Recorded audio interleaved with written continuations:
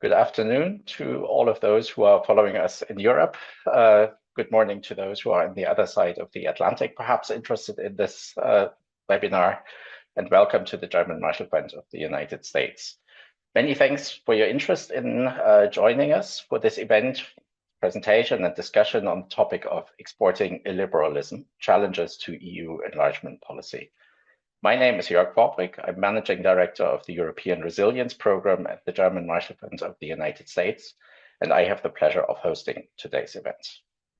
This event is part of our ReThink.CEE Fellowship, a program that we started at the German Marshall Fund in 2018, which is now in its 8th iteration. This is a program to support next generation analysts and experts from across Europe's East, both the Eastern member states, as well as Eastern Partnership countries and the Western Balkans. This program is primarily meant to support next generation experts and analysts, but it does so by zooming in on key challenges facing this region of Eastern Europe, Southeastern Europe as well, at present and in the future. Now, two of these key challenges that we have seen standing before the eastern half of Europe are coming together in today's discussion. The one is the EU enlargement process that was effectively relaunched after the full-scale Russian invasion of Ukraine 3 years ago. The other one is a steady expansion of illiberal and authoritarian politics that we have seen across Europe, and especially also in Europe's East over the last 2 decades. And on the intersection of these two challenges, we are launching a fresh policy paper by Anastasia Mgaloblishvili, who is here with us today. This paper, as I mentioned, is part of the ReThink.CEE Fellowship program, and it zooms in on how the enlargement process of the European Union has effectively been hijacked by illiberal politics, and how it has been decoupled from one of its central objectives, which has been the expansion of democratic governance, of liberal democracy in Europe. Our discussion today will feature, besides Anastasia, 2 excellent speakers, and I have the pleasure now to welcome and introduce all 3 of them briefly. Anastasia, the author of the paper that I mentioned, is originally from Georgia. She's a doctoral researcher at the Free University of Berlin, and her research focuses on how the liberal crises in some EU candidate countries can be explained by ruling elites' abuse and the instrumentalization of the EU democracy promotion.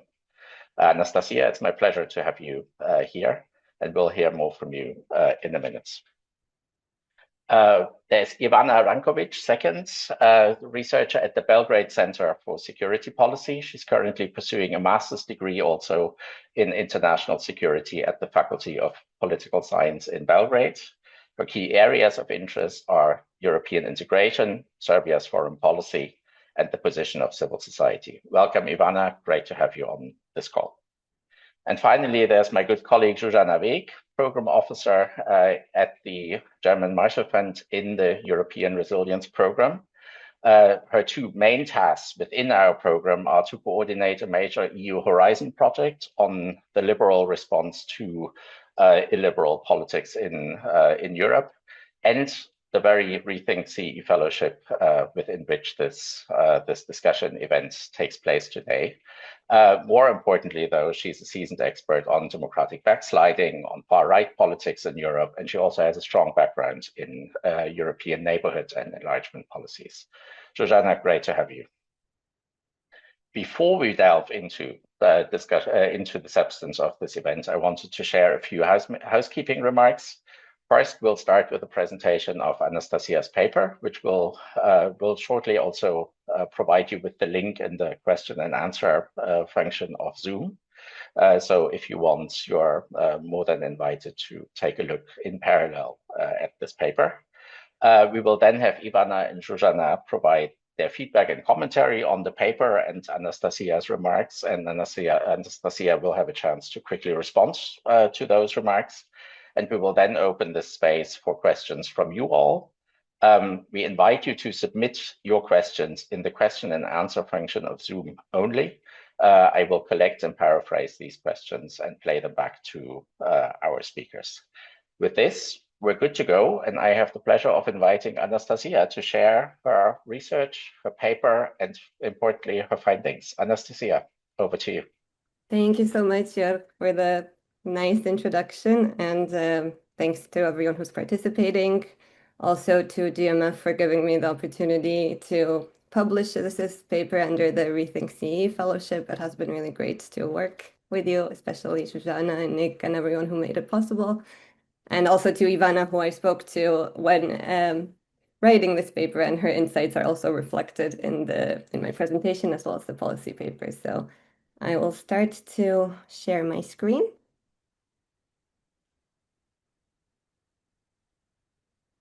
I think you should see my presentation. Is it visible? Yeah. Yep. Okay, perfect. Then I'll jump straight into it. My paper looks at how Hungary, as enlargement has returned to the forefront of EU politics after Russia's invasion of Ukraine, how Hungary has challenged and undermined the ability of EU enlargement to serve as a democratizing democracy promotion tool. I think this topic is quite timely now with Orban making headlines with Ukraine and especially being very vocal against Ukraine's EU accession. But Orban and Fidesz have also played a quite influential and less talked about role in other candidate states in undermining EU's policy in those candidate states, which are Georgia and Serbia. States that have been characterized with ongoing autocratization and where the EU has more or less tried to use enlargement and conditionality to kind of counter these more autocratic practices. And so I look at what Hungary has done in the case of these two countries. Just to start with a brief overview, the EU, after 2022 and after quite a long period of enlargement fatigue, revived its enlargement policy. And one of the main goals of this revival of enlargement was to counter Russia's aggression against Ukraine by presenting itself as a global normative actor and reasserting itself on the global stage, and by expanding liberal democracy and expanding its influence in the shared neighborhood. Democracy enlargement has long been considered EU's most successful democracy promotion tool. A lot of long years of EU research on Europeanization has shown that enlargement has the potential of really influencing the trajectory of its candidate states, especially with its conditionality policy, where the EU offers such a sizable and huge reward of EU membership, which gives many states the incentive to adhere to EU's criteria and reform their systems in exchange of receiving such a valuable reward in exchange. But on the other hand, conditionality also is a very strong instrument in putting pressure on more autocratizing and illiberal candidate states, because by, for example, withdrawing or withholding or temporarily stopping the EU accession process, you can equivalently place pressure on an illiberal government by mobilizing the public against them or showing that, oh, if you do not adhere to our criteria, you cannot continue to exceed. But what we know from the effectiveness of EU conditionality is that it's the most effective when the European Union is credible and when it speaks in one and consistent voice towards its candidate states. And in comparison to other enlargement waves that has already been decades ago, what was different with this enlargement wave of 2022 is now the European Union had an openly illiberal member state, Hungary, which had declared its goal of not leaving the European Union, but rather transforming it from within and occupying it, which basically meant kind of depriving it from its liberal democratic foundations. Two main reasons can be given for this. One is more strategic. After 2022, it became a realistic threat for Orban after the EU enforced its rule of law conditionality and stopped some funding towards Hungary. That the pressure on Hungary increased, and it was especially not in its interests to have more liberal member states in the European Union, but rather more autocratic, illiberal ones who would support it within the EU and kind of shift the balance of power towards its favor.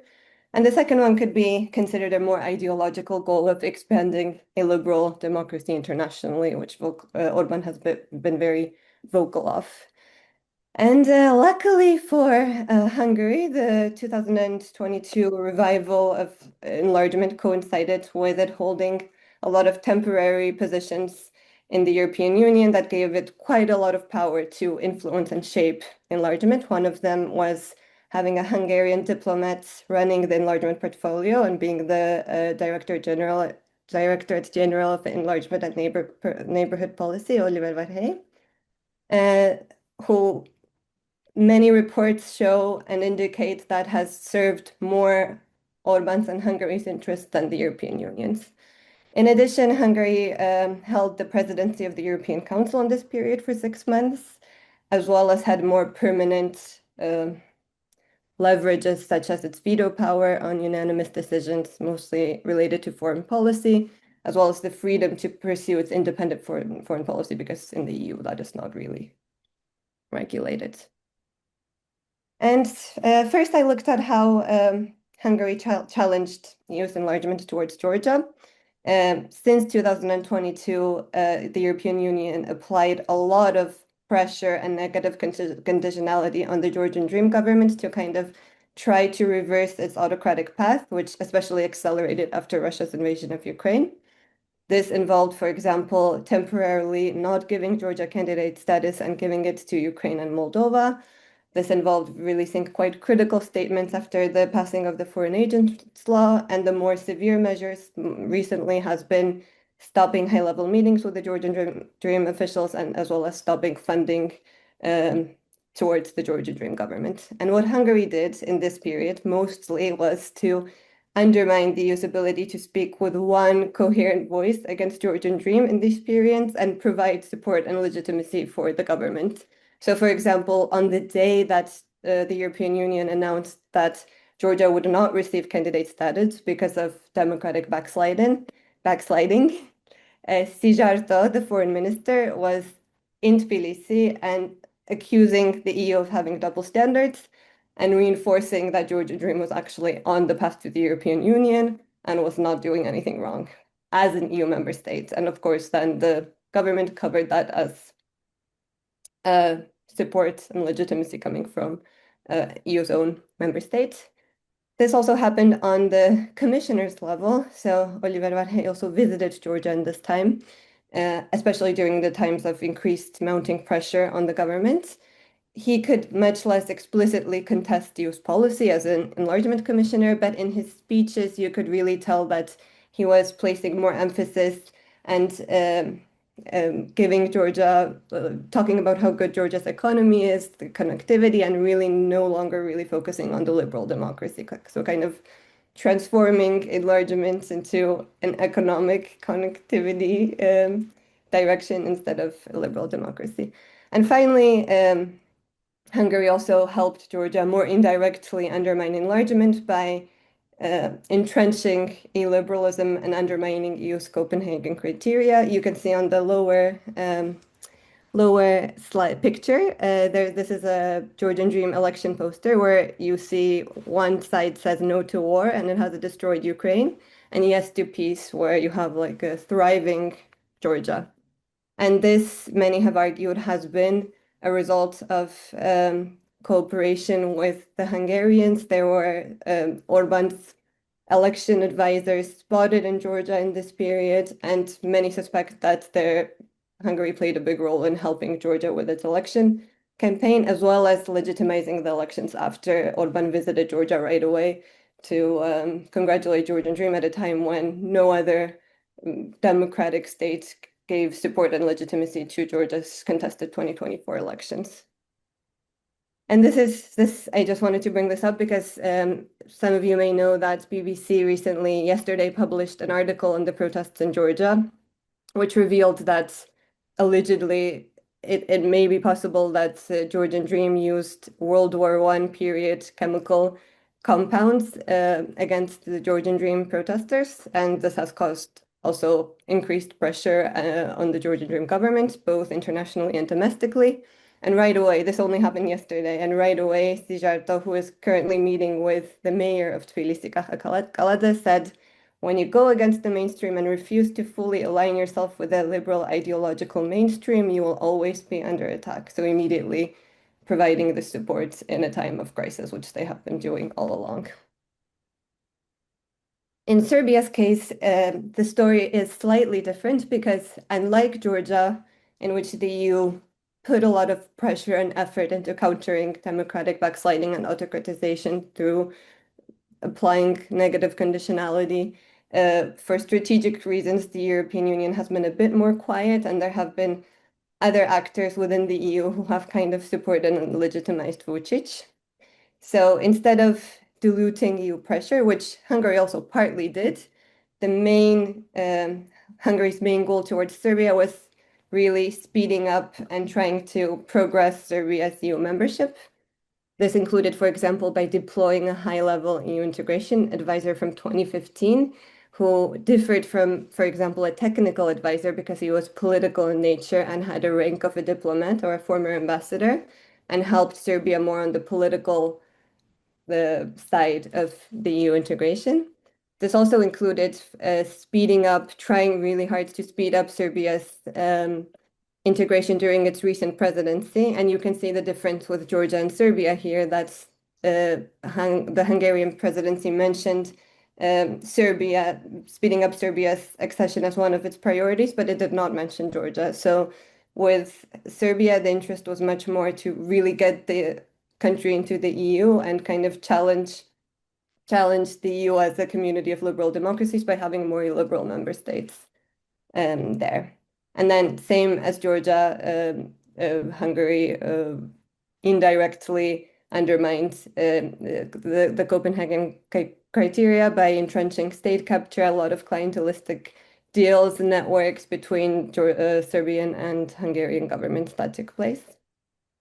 In the first picture, you can also see that in a kind of unconventional way, which Hungary also supported Serbia's EU membership, was by paying for advertisements in German magazines like Bild, which advocated for Serbia's EU membership.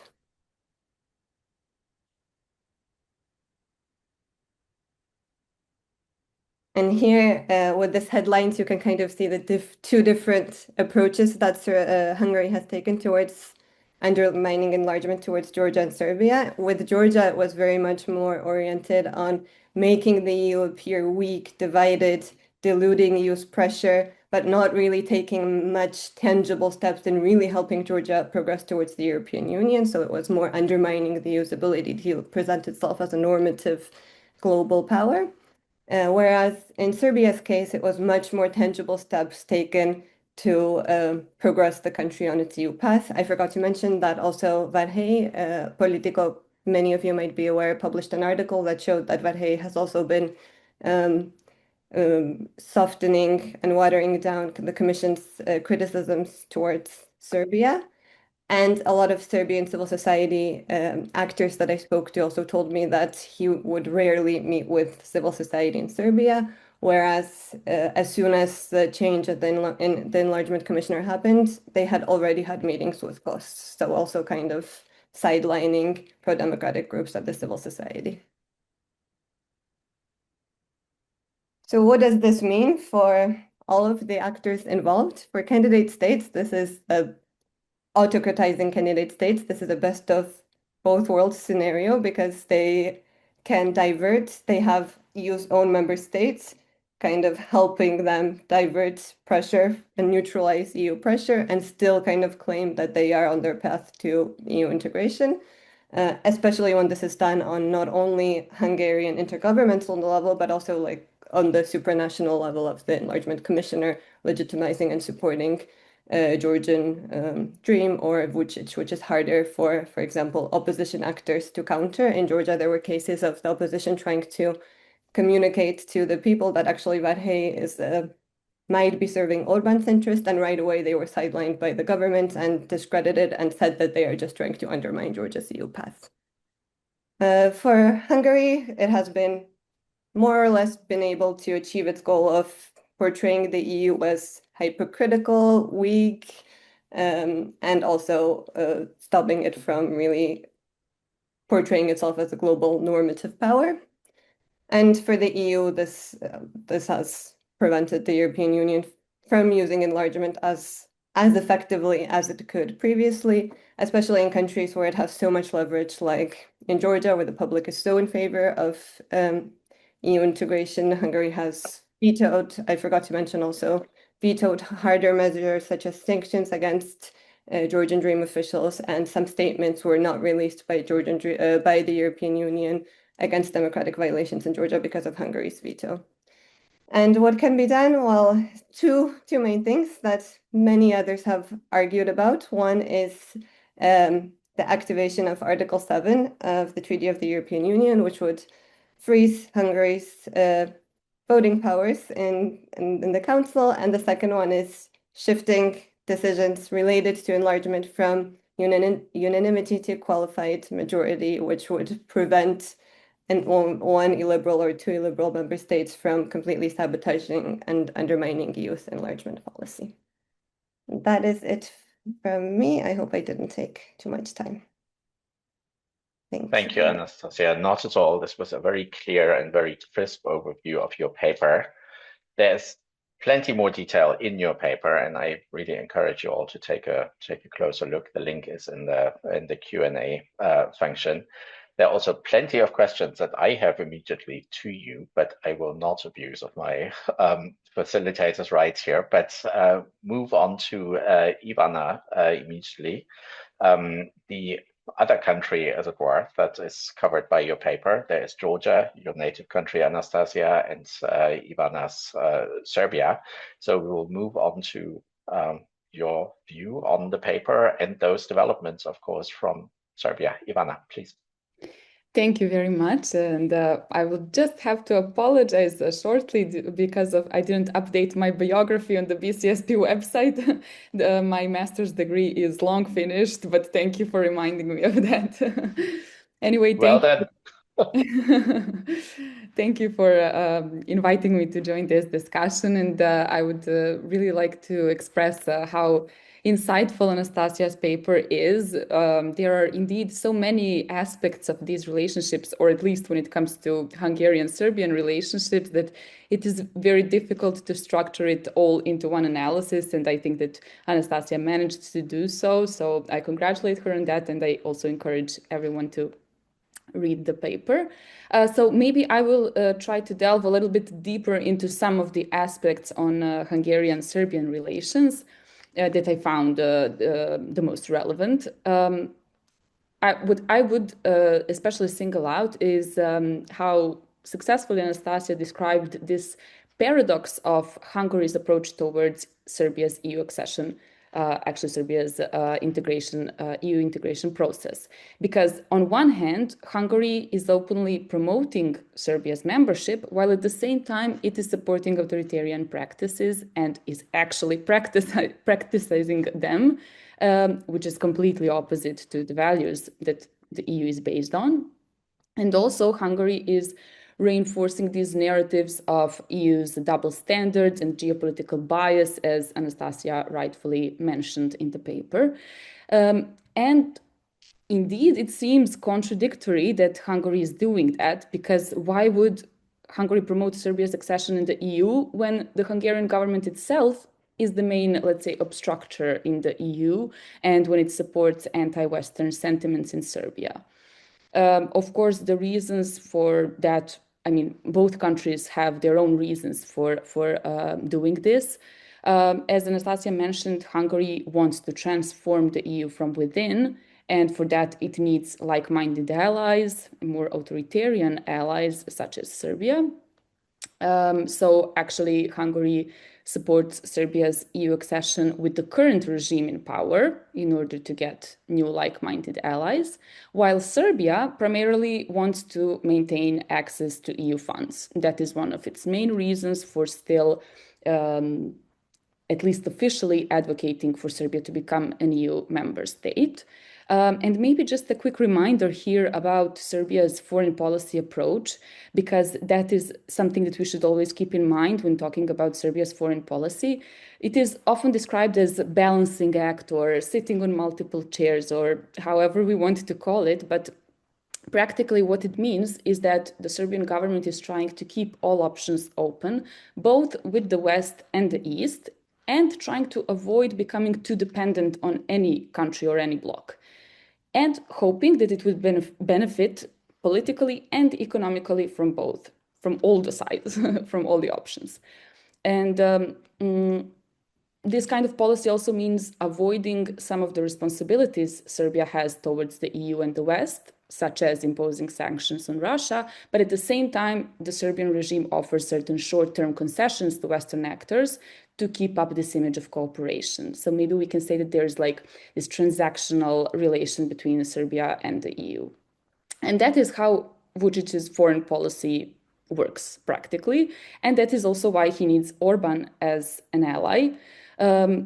And at this point, I think that Anastasia also mentioned in the paper that one of the reasons is also to keep the pro-EU voters in Serbia. But I would say that at this point, I think that Vučić is not even trying to keep up the EU integration alive because of his voters. I think that even those voters of SNS who once believed that the EU is the right option for Serbia no longer think that, because the anti-Western narratives in Serbia are so strong.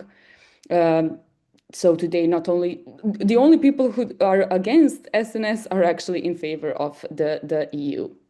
So it is important to highlight that these anti-Western narratives come from regime-controlled media and tabloids that have spread these narratives for now more than a decade.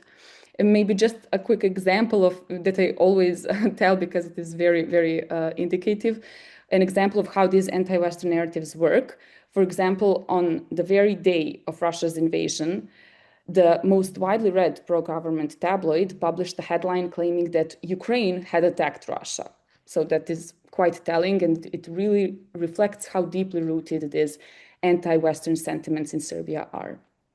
So for Vučić, it is important to maintain pro-EU facade among the EU member states and the EU officials, but also to keep a pro-Russian stance among the voters. And Orban fits in that picture as an example of a leader of an EU member state that doesn't necessarily have to be democratic and liberal, and that can still keep relations with Russia. And in that sense, Vučić can also use Hungary as, let's say, as an excuse when he's under pressure from Brussels for not doing the rule of law reforms. He can always say, but you will also have a country inside the union that doesn't really comply to rule of law and democratic values. So I would just also like to shortly point out how Anastasia put great emphasis on the role of Varhelyi as an enlargement commissioner. And now, as she also mentioned, that now when Marta Kos is a new enlargement commissioner, the EU has taken a more firm stance towards Serbia's democratic backsliding. For example, the latest EU report on Serbia is the most unfavorable since the beginning of membership negotiations, and the biggest complaints in the report refer to the setback in the area of democracy, rule of law, basic human rights, freedom of the media, and so on. And also, the last time President of the European Commission visited Belgrade, she was not as cordial towards Vučić as she was previously, but still she wasn't critical enough. But anyway, now with the change of commissioner, we can definitely see some changes in EU's approach towards Serbia's democratic backsliding. And so I would also just finally like to praise how Anastasia approached this paper to make a comparison of Hungary's involvement in Serbia and in Georgia, which was very interesting for me. Because while reading the paper, I kept thinking of similarities between the regimes in Georgia and Serbia, and I was wondering if Serbia would experience the same fate as Georgia when it comes to the EU membership, but also when it comes to the position of civil society, because in Serbia, the foreign agents law is still not adopted as in Georgia, but there are signs that it is being prepared, and that would probably be the last straw, the last pillar of a democratic system in Serbia that would be completely destroyed with doing so. And so, yeah, it was very interesting for me to learn about Georgia's case in order to maybe foresee what are the potential scenarios for Serbia and maybe to draw some conclusions from these two countries. Maybe I will stop with this, and we can, of course, talk later more about any of these aspects. Thanks a lot, Ivana. We will certainly come back to many, if not all of these points, but thanks especially also for flying the flag of civil society here. You may know that also in our programming across Central and Eastern Europe, this is one of the key interlocutors that we work with in individual countries. So we will also come back to the role of civil society most certainly. But before we do that, I'll pass it on to Zsuzsanna. I was tempted to introduce you as coming from the sort of country that is sort of the culprit here, but I don't think I should, because there's plenty more also to this discussion than just sort of a black and white painting here.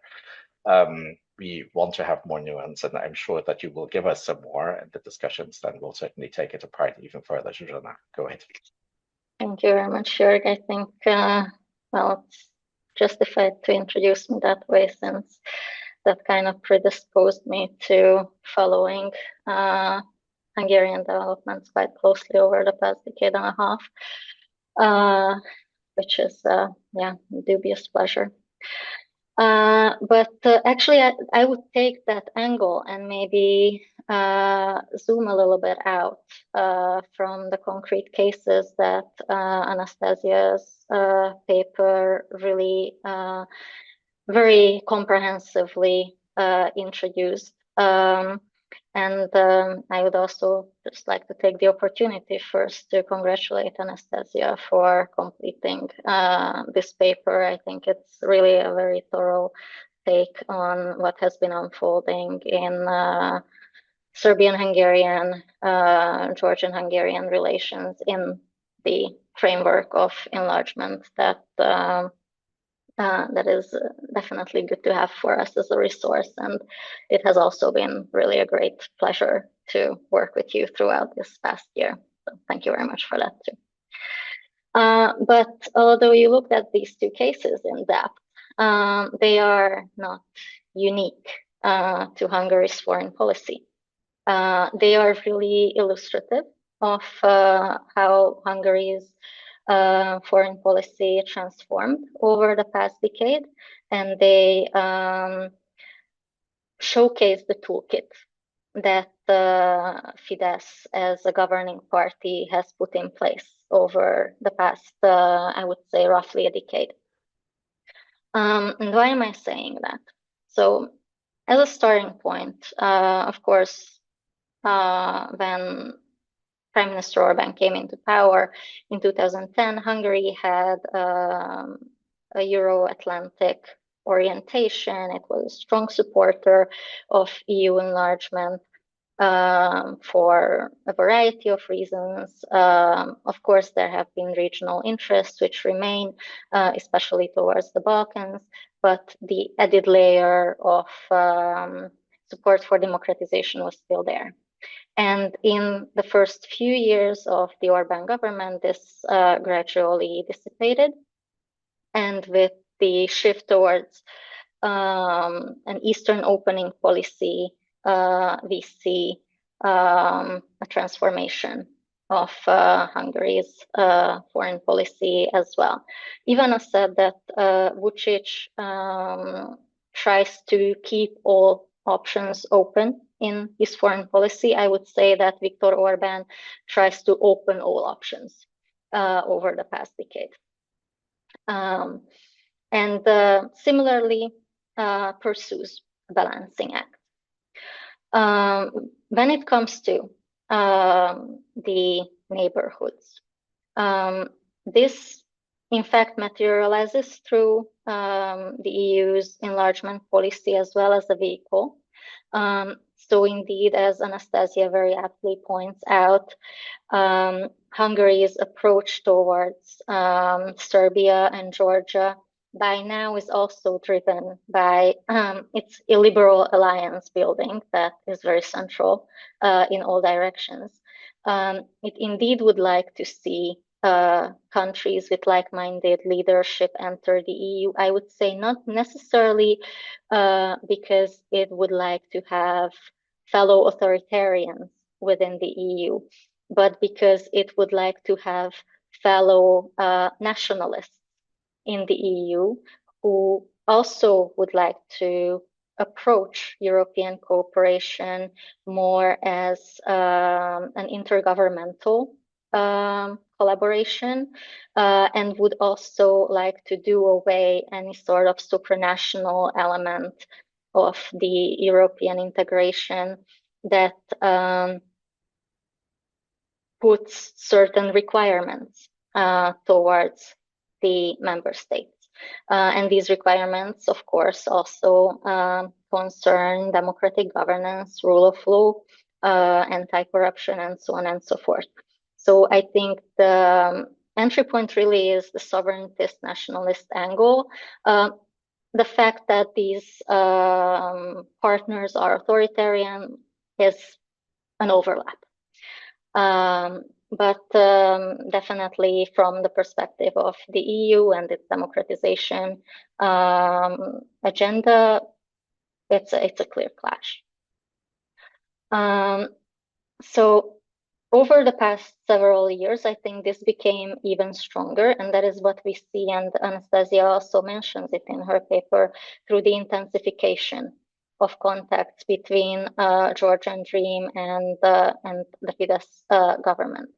Since Fidesz has left the European People's Party, this government really doubled down on building a network of like-minded actors inside and outside the European Union. And this is another shift in the foreign policy. So from Euro-Atlantic one, we have foreign policy that is opening towards everybody. And from classic diplomacy, we also see a shift towards the dominance of party diplomacy that builds lasting connections with like-minded actors. That plays out in Serbia and Georgia.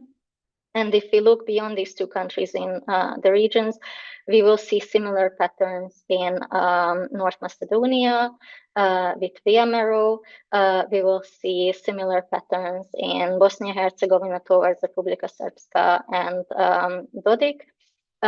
This is showcasing how foreign policy is also becoming more and more personalized and is building on interpersonal ties, which then very often also trickle down into economic cooperation between various oligarchs in governing circles. So what does this imply for the mechanisms and the toolkit that we see playing out in Serbia and Georgia, but also beyond the region? We see that political endorsements for like-minded partners are becoming more and more common, and they go as far as even providing advice to like-minded actors, maybe campaign support. We do see that the Hungarian government has been very open to also provide financial support, budgetary support, loans to like-minded governments. That has been the case in Republika Srpska, that has been the case in North Macedonia after Végh came back to power recently. These are favors, these are also political favors to expand a regional foothold across the region and tie the country's political elites to the Hungarian sphere of interest. We also see beyond these, for example, media acquisitions linked to actors in the ecosystem of Fidesz entering for example, the Balkan markets. Slovenia, North Macedonia have provided similar situations. So there is an attempt to influence the public discourse and shape it in a direction that resonates with Fidesz's regional interests. This is a fairly expensive toolkit that has been developed and is most used in the region of the Western Balkans, but obviously has potential where Hungary has direct interests in the region. Indeed, I think is very well showcased in the Georgian and the Serbian cases. And what would this mean for the future? And I would close with this, that Fidesz is invested in maintaining these political partnerships in the long run, even if there would be shifts in the governance of the specific countries. Fidesz has built these personalized relationships and has demonstrated such engagements towards Czech or Polish partners, but even North Macedonian ones. It plans for the long run.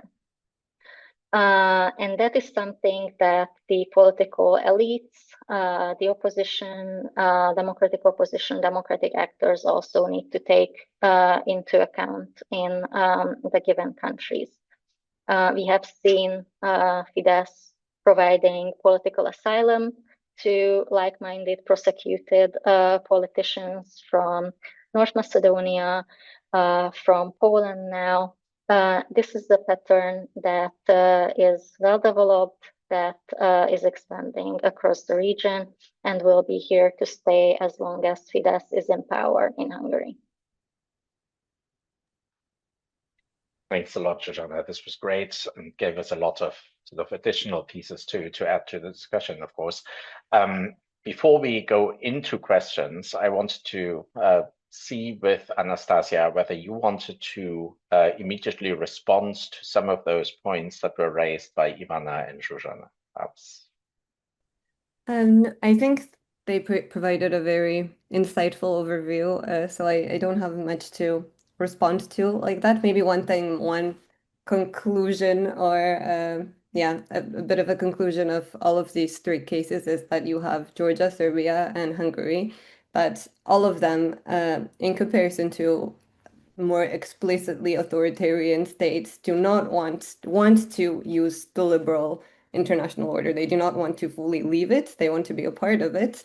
All of them for different reasons. Georgia has a very high public use support amongst its citizens, and it cannot afford to just be anti-European. So it has to kind of, although that is questionable with what's going on right now, but it kind of needs to maintain this more or less facade. Hungary receives a lot of benefits as an EU member state and does not want to leave the European Union, but rather make use of it. And Serbia, as not a candidate like Georgia, but as a country that's going through accession, so is one step ahead, is also benefiting from much more funding and benefits than Georgia is tangibly financially. So all of them need the European Union, but none of them want it under the current terms of the EU being a liberal democratic union. So they somehow supported each other and managed to undermine and subvert it using each other's support. Maybe in the future, it would also be really interesting to look at Georgia and Serbia and how they have been slowly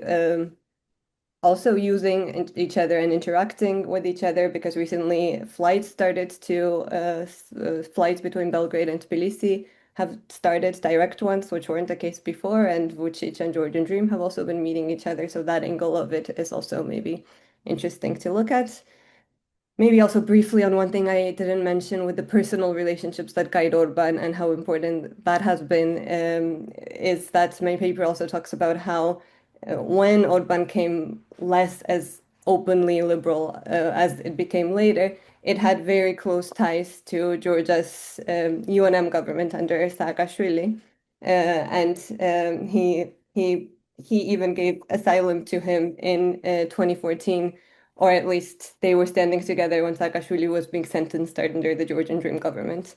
And then the more openly liberal Orban became, and the more, I guess, it realized the Georgian dream was also there to stay, you could see that that relationship sort of was no longer of use to him and shifted to Georgian dream. So the personal ties have been also a very important driver. And a lot of interviews told me that also Gharibashvili, who was the former prime minister, but was very close to Orban, and their personal relationship also helped build the connection between Georgian Dream and Fidesz. So maybe just a brief comment. Thanks a lot. Then we'll go straight into questions, and while our audience is still posting questions in the Q&A function, I'll probably get started with a few questions from my end. And the first of these is a bit about the sort of opportunity structure here, right? Because you have it in the paper that Hungary was very well positioned in the last couple of years to play this, let's call it game, basically, vis-a-vis Georgia and Serbia, especially, because they had a couple of things in place, right? I mean, there is an enlargement commissioner that was in place at the time, was Hungarian. There was a Hungarian presidency of the European Council that offered a platform for some of this. So there was a sort of structure in place that I think Budapest also used very smartly in many ways. The question is now, with some of that gone, the presidencies over the commissioner has a different portfolio. Doesn't that also reduce some of the impact that Hungary can possibly have on these two and perhaps other countries?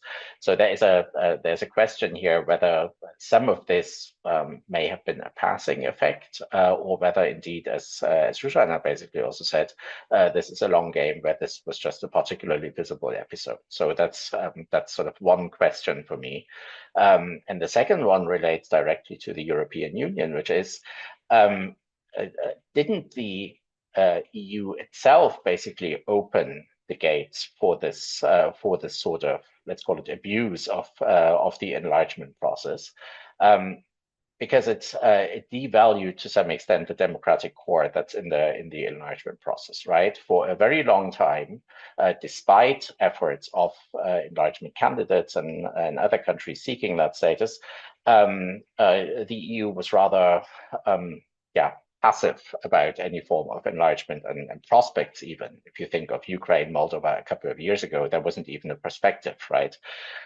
So there's a piece for me where I think the European Union sort of emptied out that democratic core, and only in response to a geopolitical development, the full-scale Russian invasion in Ukraine, it basically revived the process and basically rather securitized it in a way. Right. So, isn't there something that the EU has to ask itself about this mechanism that we see is being exploited here by less than democratic actors, and how to regain perhaps some of that momentum on the part of the EU? Perhaps start with Anastasia and then see if Ivana and Zsuzsanna also want to come in on this.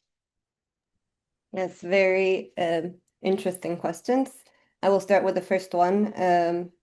About, is Hungary going to be less powerful now that Végh doesn't hold the enlargement portfolio and that the presidency is over? I would say partly yes, because in Georgia's case, when I was looking at the impact Hungary had, Georgian opposition or pro-democratic groups had a much harder time challenging Végh's legitimacy towards Georgian Dream or Végh's support, because he still represented the European Union, and that was a bit harder to counter. That actually, just because the enlargement commissioner is saying that Georgia's doing great and the economy is booming, actually we're not doing that great. That was a bit harder than challenging, for example, what Szijjártó, I don't know if I pronounced it correctly, or Orban had to say. So in that sense, yes, and also, for example, the way Orban spoke in the name, which he wasn't allowed to do, but he still abused the presidency to speak in the name of the European Union. That's also maybe harder for the public to realize that he actually is not allowed to represent the EU in foreign policy and speak the way he does. But on the other hand, the veto power, I guess, still the most powerful tool that Hungary has, and that hasn't been taken away yet. And the measures that EU has attempted to take towards Georgia, which was imposing personal sanctions, did not work because of Hungary and Slovakia's veto. And instead, what they did was a very symbolic move, which was banning diplomatic passports from entering without a visa, and everyone has also a regular passport. So that's very symbolic. So until it has the veto power, I think it will still be quite powerful.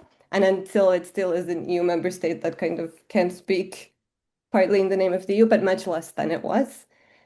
And on the second question, if the EU also has itself to blame, I would say definitely. That's partly what I also do for my broader PhD research, so that Hungary is definitely not the only problem, especially if you look at Serbia and how different European Union leaders and political groups have been kind of supporting Vučić, not being vocal against it, rewarding him, but also in Georgia, where we received candidate status at a time when only 3 out of 12 recommendations were met, and Georgian Dream kind of used that to portray themselves as pro-EU actors. So definitely that is also a problem. I would say what is different with Hungary is how much openly and explicitly he can challenge EU enlargement.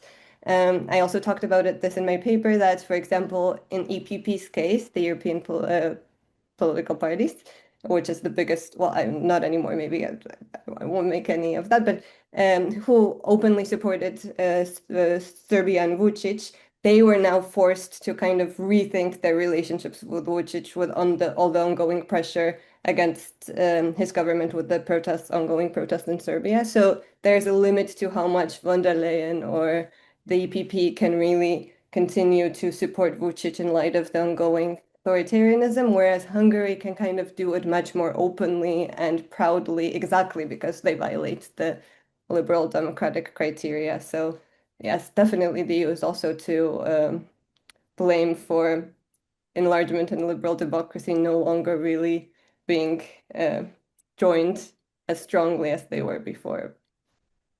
And that's it for me. Thanks, Anastasia. Zsuzsanna, Ivana, do you want to come in on these two aspects? Should I go first? Is Yes, that okay? please. Yes, regarding the impact that Hungary maybe now has or doesn't have, since it's no longer, since Varhelyi is no longer a commissioner, etc. I agree with Anastasia. I would say that the impact is not.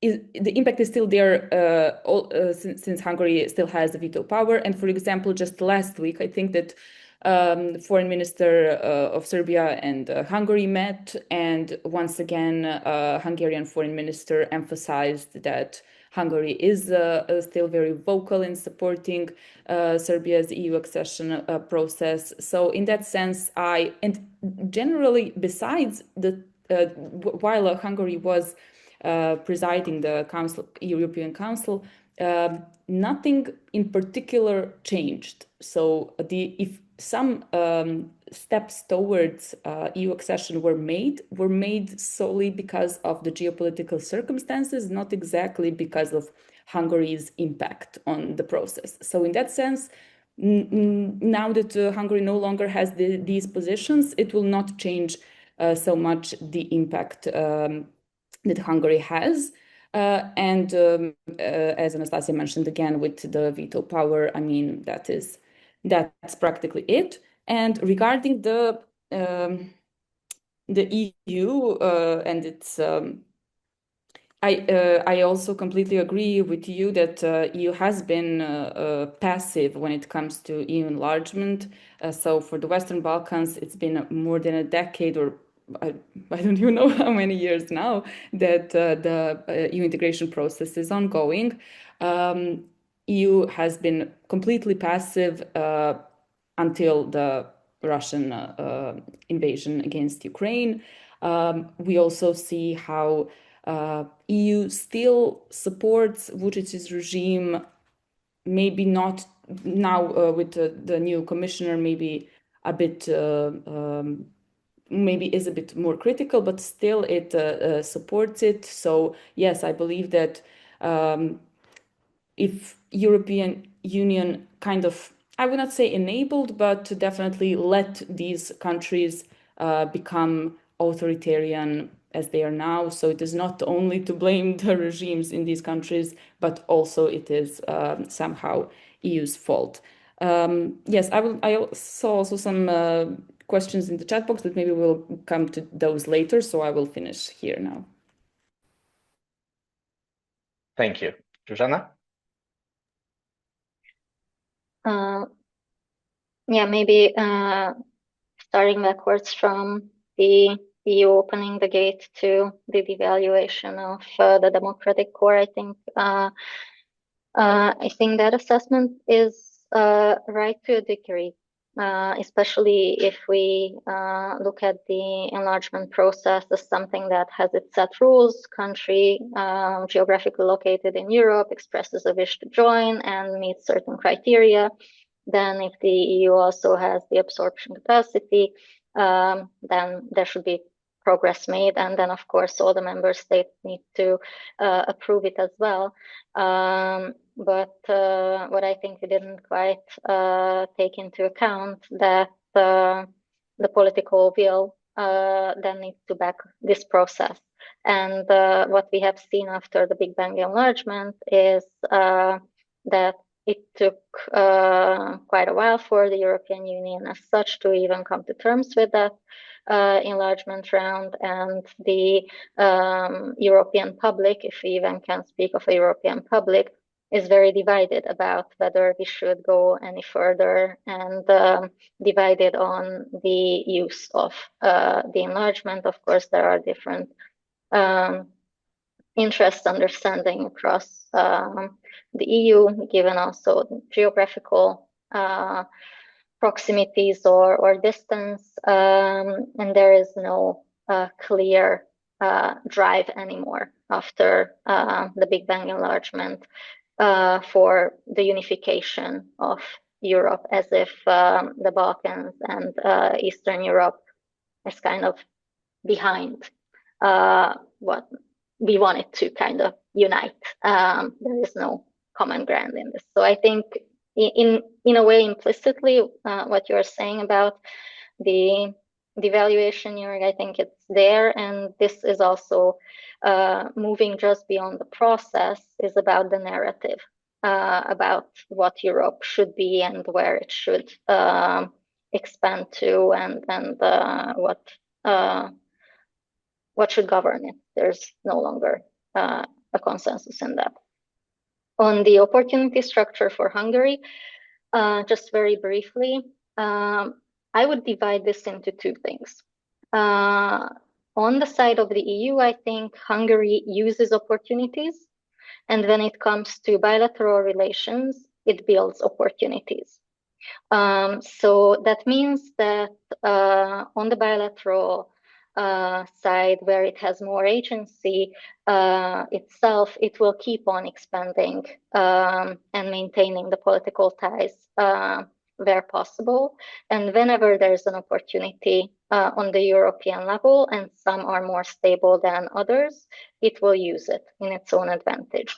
So the veto power is still there. That's a fix. That is something that Hungary wouldn't want to give up.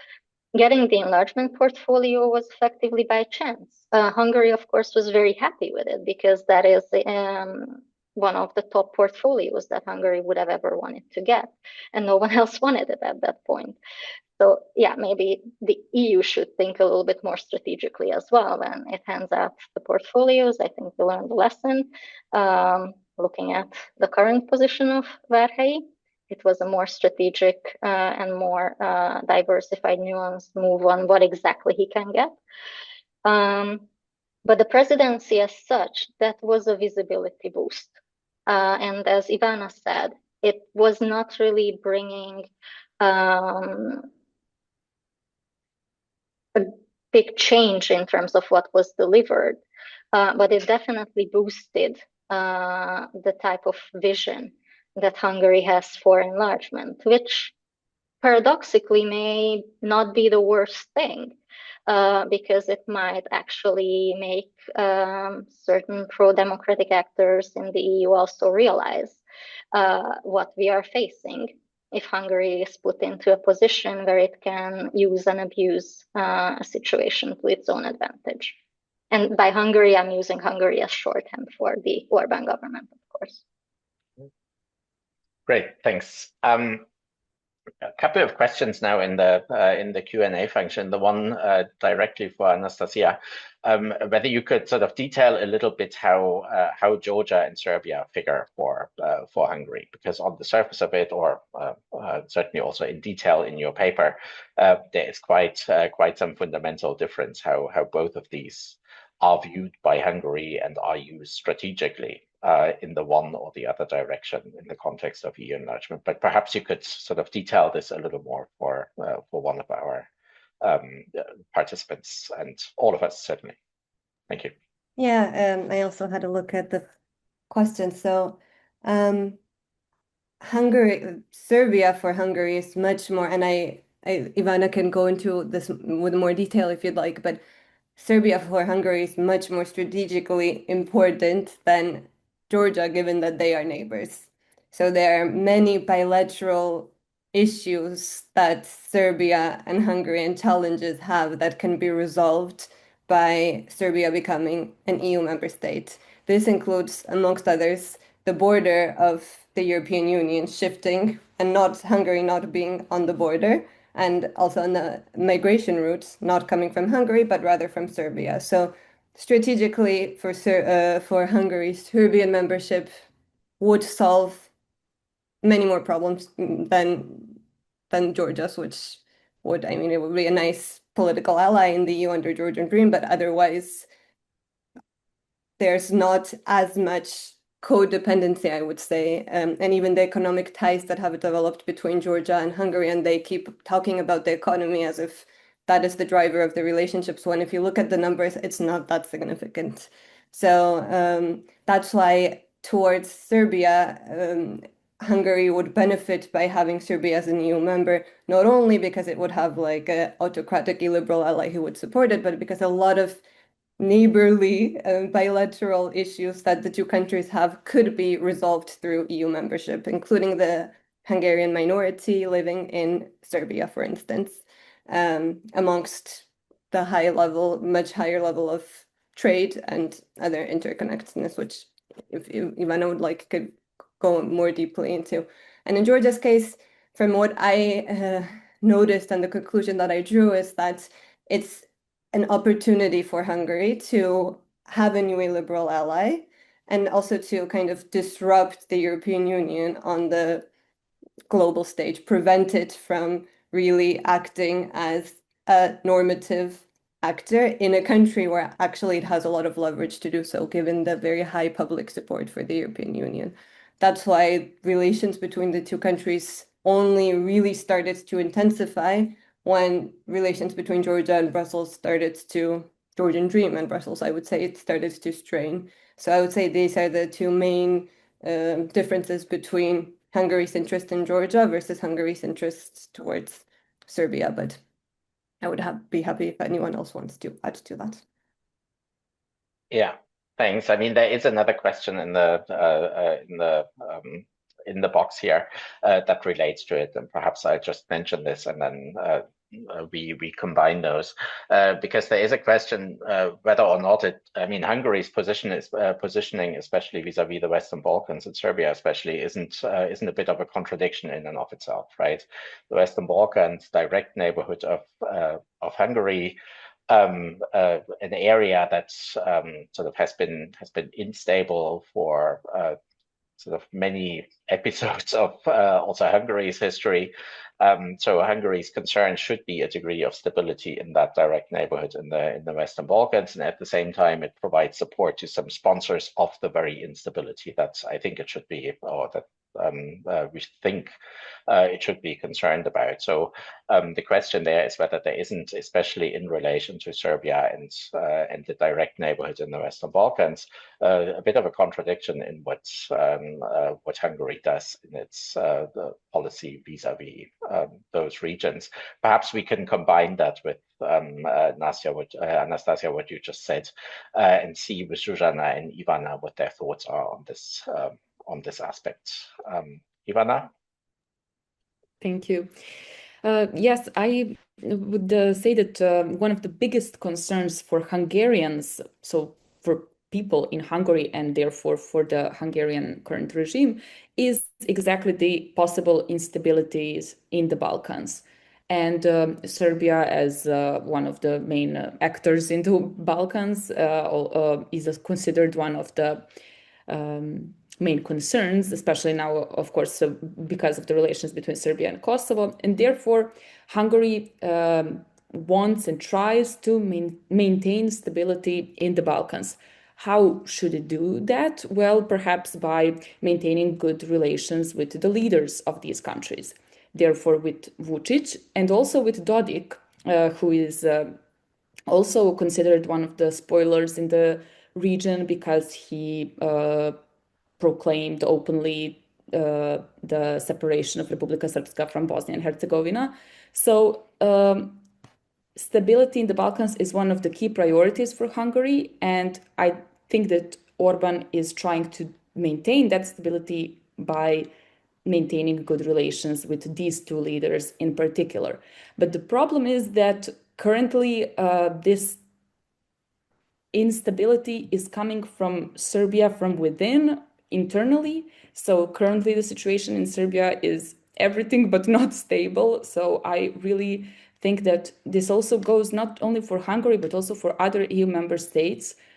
This stabilitocracy approach that we often call it that way no longer works. I mean, in my opinion, it never even worked, but I mean, stability in the region should not be the bigger priority than the rule of law reforms and democracy promotion in the region, because actually one is correlated to another.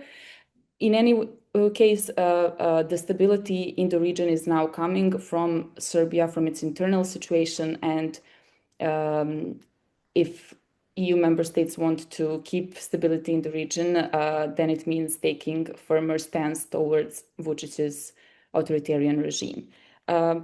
Yes, I would maybe that's it for now. Maybe I'll come back later if I think of something else.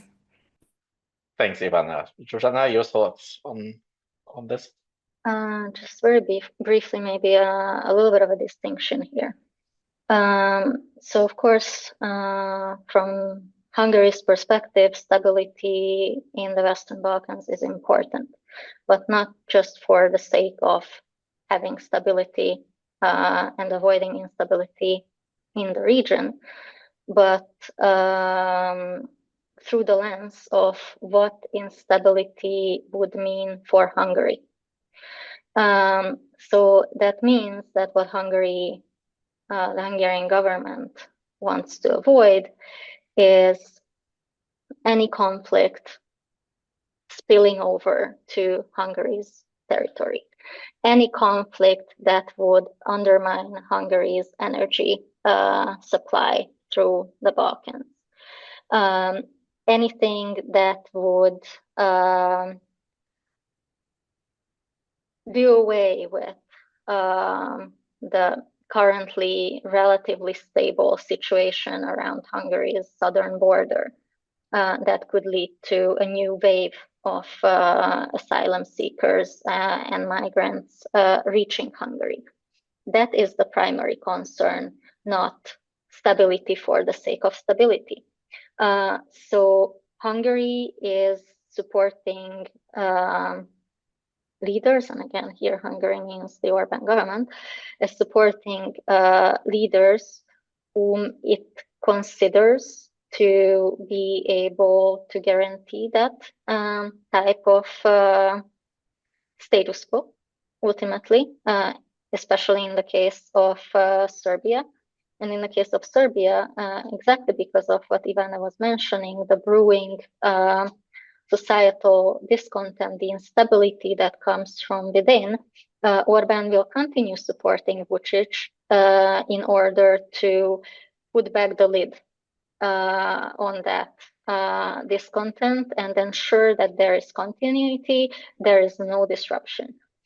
Dodik is an interesting case, actually, and I think there the thinking may go that Republika Srpska is not of major consequence for Hungary as such, but that also raises a lot of questions, and a lot of questions I have about that relationship. Why are we then actually investing so much into Dodik and Republika Srpska? Why is the Hungarian government giving significant loans in form of budget support to Dodik? That does not make a lot of sense, but like from a rational national interest type of perspective. But I think there the thinking is more that, yes, Dodik may be separatist, but it probably would be something containable. So supporting the incumbent leader is probably a better way for Hungary. Thanks a lot for that. Slightly sort of shifting gear in a direction of what is to be done about this, and is this really such an aspect that sort of is unique to Hungary? Perhaps starting with the latter. I mean, there certainly are other countries that in Europe, including in the region in Central Europe, that are watching this, that may, Slovakia perhaps, try to sort of embrace some of these policies that Hungary in a way has pioneered. So one question for me, or for all of you from me, is sort of to which extent we see a sort of a risk of sort of spread, as it were, sort of having additional countries, EU member countries, that is, adopting similar policy lines, right? The second, obviously, is on the external side, sort of in the Western Balkans. I think you mentioned some of those, Zsuzsanna, but are there other countries sort of amongst candidates that are particularly vulnerable also to this sort of outreach from individual EU member states, right? So what is the potential there for spread, both on the EU member state side as well as on the accession candidates side? Perhaps this as a first piece. I don't know who of you would want to take this question.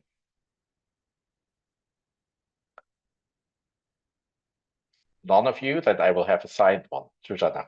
I can jump in on the EU side maybe first. So I think here the question goes back to what you were mentioning previously, Joerg, about the opportunity structure. And in that regard, Hungary and the Orbán government in Hungary has really been in a unique position due to its grip on power. And in fact, if we think back how things developed after 2010, the Hungarian government in its first term at that point really focused on the domestic consolidation. And only during the end of the first term and at the start of the second term, we really start to see a bigger shift in the foreign policy. And I think this is indicative also for other EU countries. Having a control over domestic resources, the diplomacy of the given state, building out party channels towards the given countries. That takes time and that takes financial resources and control over powers. So because of this, I think what we need to watch is whether there are affinities towards such policies in other member states by governing parties, and in Slovakia certainly, but whether it can really build that sort of stronghold that it can then deploy to build a similar type of influence. If not, then what we need to watch is how the given state uses the instruments its European Union membership provides for itself, and those it can usually use and abuse, but not necessarily transformatively shape. So in that regard, Slovakia, I think, is a country to definitely watch. But it's to a lesser extent can be effective than Hungary. On the neighborhood side and on the east, obviously Ukraine is vulnerable, but differently to Hungary's instrumentalization of the EU enlargement policy. I think Hungary by now has proven that it treats Ukraine not as a subject but an object of international affairs. And it's very interesting how actually it instrumentalizes the very minority issue in the case of Ukraine, whereas if the Hungarian government really wanted to address that and ensure protection for the Hungarian minority, then opening the first cluster, the fundamentals, and negotiating with Ukraine in an EU framework about the guarantee of such rights would be very much the way to go. Instead, what does the Hungarian government do? Sets preconditions and always shifts the goalpost. So that's a different type of vulnerability. But yeah, maybe Anastasia or Ivana would want to add more on the other countries. Thanks. Excellent. Anastasia? Yeah, maybe I will touch also on the eastern neighborhoods that in theory, what I expected was that Hungary probably supports autocratic states from joining the European Union and obstructs more democratic liberal candidate states. And in fact, what we have seen, depending on how democratic we can label liberal democratic Ukraine, but still, relatively speaking, in comparison to Georgia and Serbia, it is. And it has tried to obstruct the Ukraine's EU accession, but each time so far, the EU has managed to find a way around it, from getting Orban to leave the room when they were voting for the start of Ukraine's EU accession, to finding other workarounds by giving Orban extra payments. So what was interesting for me is that I would argue it's a bit harder to counter Orban's influence on the more autocratic candidate states, where there's less that the EU can do to work around it. So with Ukraine, even though it has been very obstructive and vocal, so far they have somehow managed to, through side payments or by getting Orban to leave the room while voting, to kind of obstruct Hungarian veto. And maybe Moldova I will mention, because for me that was a really interesting case where you clearly have a pro-democratic, liberal democratic government, but at the same time Hungary has been supportive of Moldova, vocally supporting Moldova, and that doesn't really fit into this equation. And I thought about it, and there can be two reasons for this. One is that Hungary can vocally support Moldova, but Moldova is coupled with Ukraine, so it can appear less disruptive towards Moldova by vocally supporting it, but then it still, by nature, kind of blocks it by blocking Ukraine. And the second one is that maybe Orban finds Moldova more volatile and more possible that a different government change will happen to a more pro-Russian autocratic government, and then they will benefit from having Moldova in the European Union. And actually, Orban's government did meet pro-Russian opposition leaders in Moldova in 2022 or 2023, I think, at a time when they didn't really get engagement with anyone else. So I thought maybe these two explanations can help us make sense of Orban's approach towards Moldova in comparison to, for example, Ukraine. Very good. Thank you. Ivana, thoughts on this? Yes, thoughts on the broader illiberal alliance. I was just recently, I went to Germany, and I will go to some other member states. So I will maybe now say what I picked up from there. I picked up this concern about potentially different type of enlargement, meaning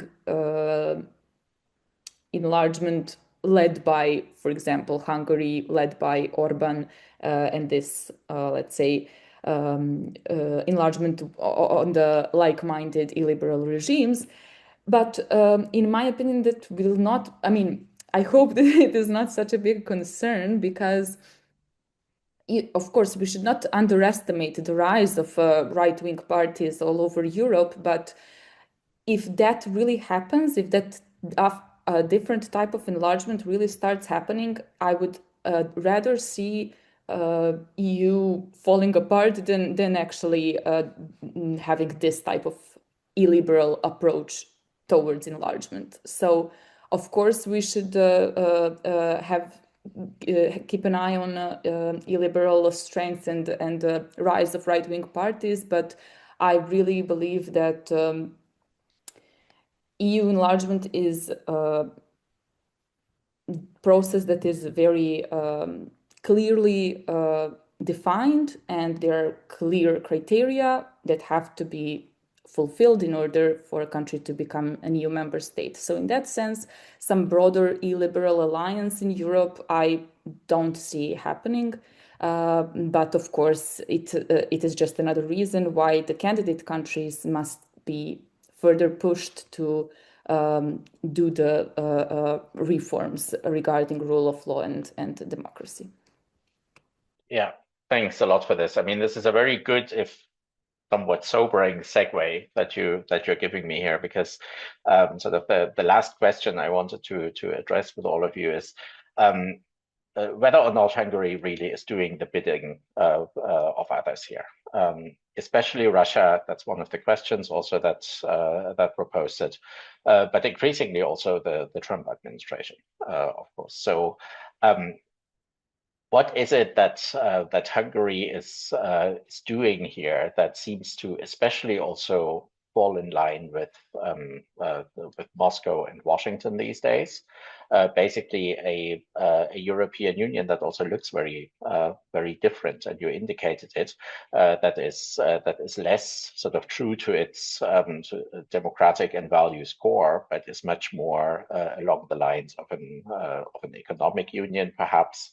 Anastasia's paper also indicates this, especially in the case of Georgia, that this was Hungary's sort of advocacy there.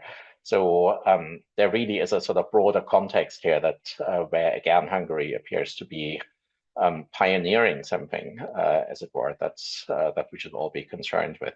So I wanted to sort of go into this question that is somewhat beyond the geographic focus of this paper, but still worth, I think, addressing briefly.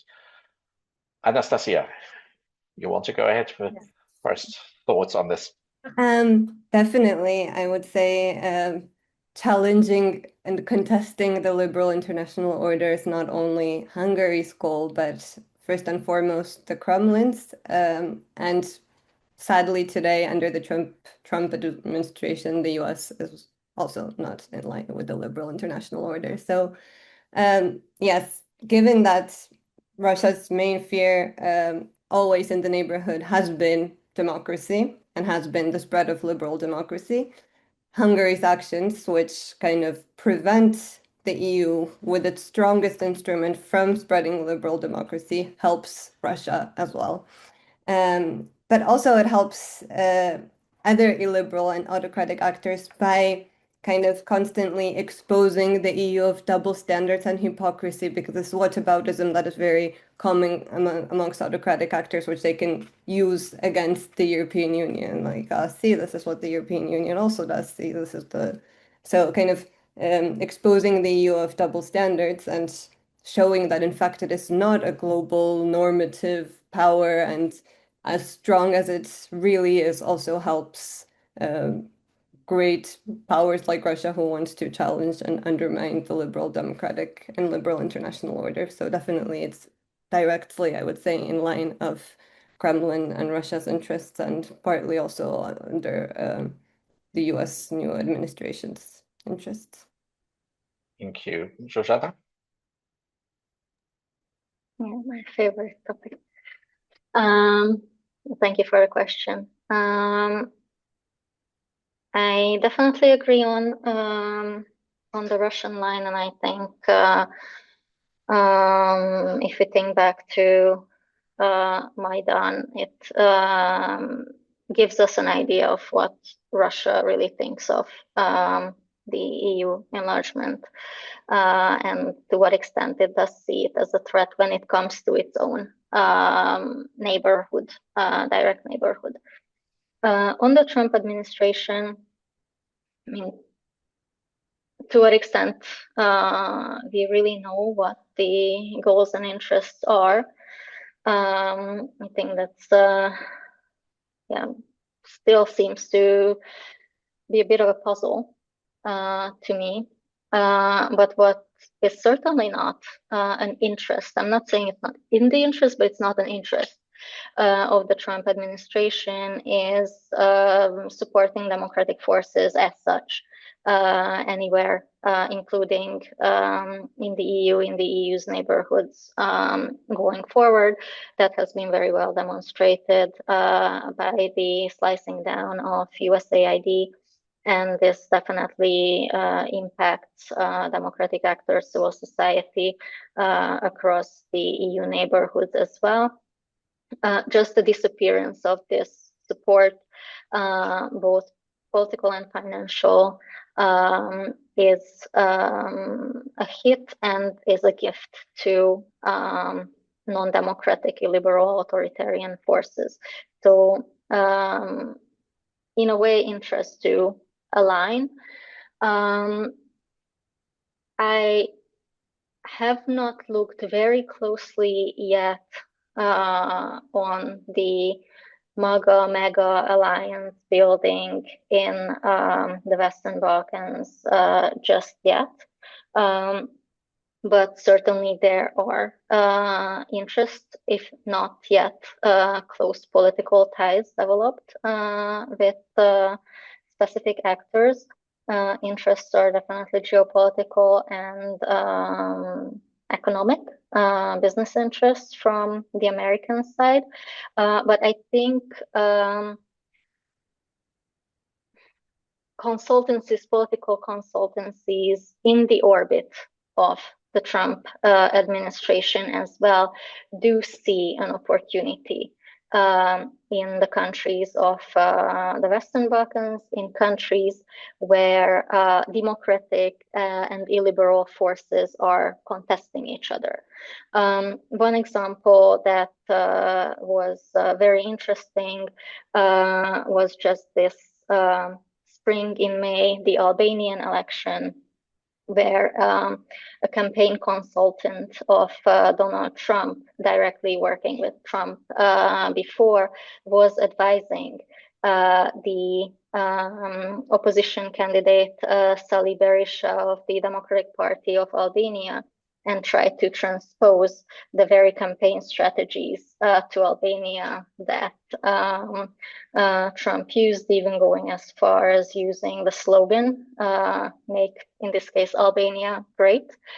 It didn't quite work. Berisha lost, and probably the fact that he was previously put on a sanction list by the American administration due to corruption concerns didn't really help his case either. So I think there are these type of opportunities there as well, which may not be directly for the administration, but for consultants who would jump on such situations. They are present. With the disappearance of support for democratic actors, these can amplify, and with a weakening or weakened and contested EU in the region, they can certainly find fertile ground to spread. Thanks a lot. Since we are at pretty much time, I wanted to sort of at least close with all of you on something that is perhaps a little more forward-leaning and constructive, as it were. And that's my last question to all of you. I mean, what is, if you had a choice, the one thing that especially the EU should do in this setting in order to, well, disrupt perhaps or otherwise sort of perhaps neutralize some of these mechanisms of cross-border illiberal alliance building and support. Anastasia, in her paper, gave us two thoughts there, both of which are a bit institutional, but certainly nonetheless important. One is obviously the invocation, if that's a word, of Article 7, that is the veto rights for individual member states, and the second of her ideas was to expand basically the use of qualified majority voting. But perhaps there are other elements that the EU can and should bring to bear. So if each of you had one sort of offer or request proposal to make here, what would it be? Anastasia. I think I will kind of go back to where we kind of started the discussion from, and that is the European Union itself acting and representing a liberal democracy really weakens, I would say, Hungary's power and influence to an extent, in the sense that still in Georgia, every time the European Union tried to speak in one voice, it's still, the message was more or less taken by the public. Of course, Hungary prevented stronger measures, but in previous periods where the EU was much more guided by conflicting objectives or stability and security over democracy, its power was still much weaker.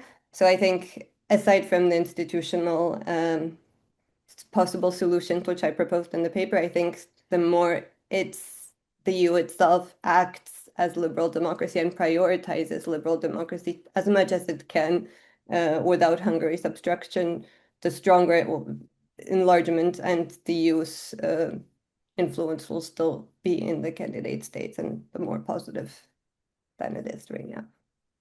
Very good. Thank you. Ivana, what do you think should be done here?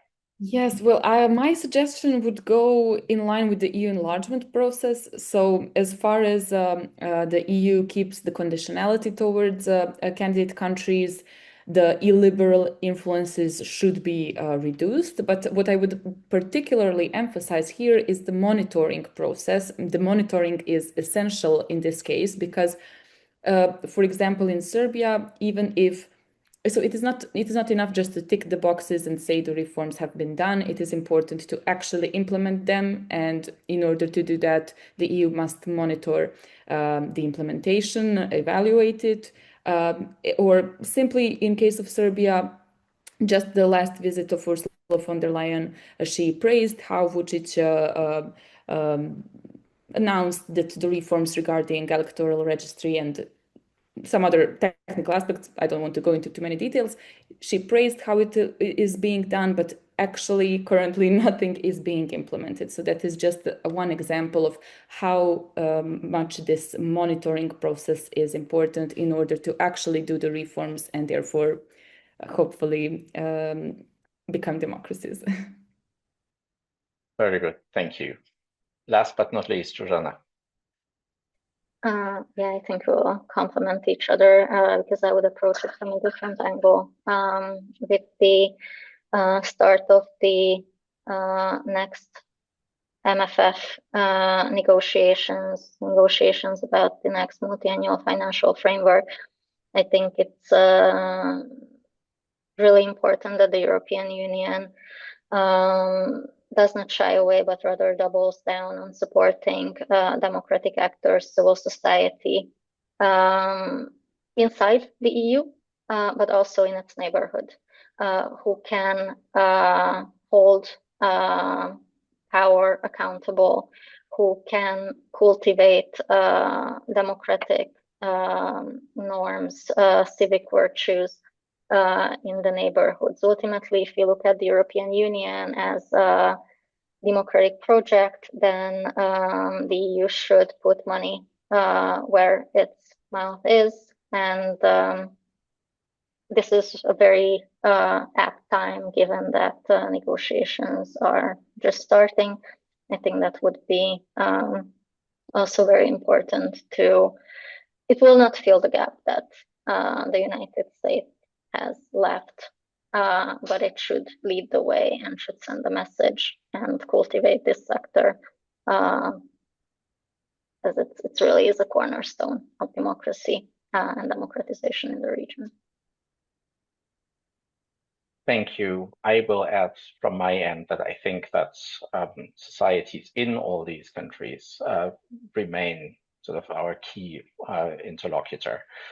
We have governments here that in many ways hijack power, that for various reasons manage to sort of consolidate it with support from the in and from the outside. But I think they also all know that they still also face incredibly resilient societies in Georgia, in Serbia, and certainly also in Hungary, where there will be elections very soon. So I think we should also just not lose our faith in those societies and what they want, and if anything from the European side. I think this is also where our support belongs, especially since the US have pulled out of these forms of support.